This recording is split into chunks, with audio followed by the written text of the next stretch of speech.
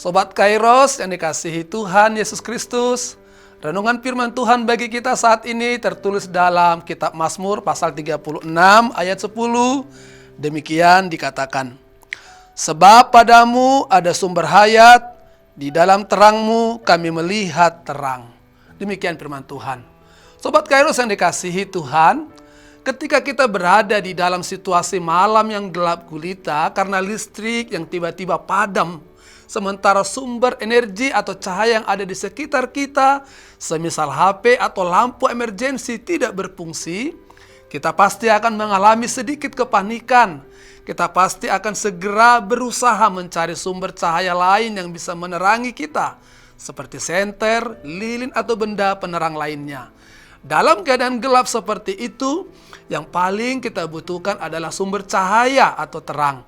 Dalam gelap, kita tidak begitu membutuhkan barang-barang berharga lainnya.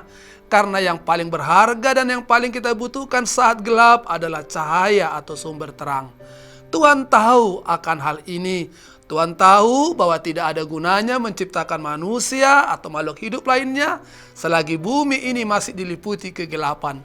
Dunia yang begitu indah ini tidak akan dapat dinikmati selama terang itu belum ada. Oleh karena itulah, maka Tuhan terlebih dahulu menciptakan terang sebelum Tuhan menciptakan segala sesuatu yang lain.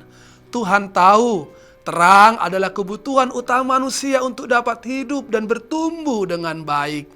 Dalam nats hari ini, pemazmur mengungkapkan bahwa Tuhan adalah sumber hayat, sumber kehidupan, dan sumber terang yang utama bagi manusia.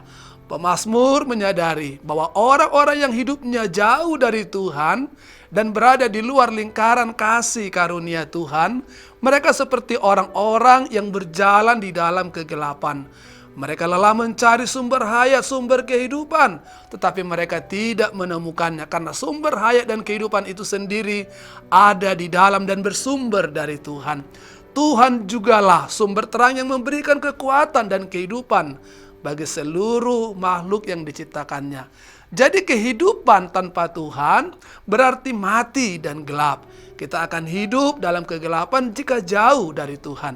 Sebaliknya, jika kita tetap tinggal di dalam Tuhan, kegelapan tak akan menguasai hidup kita.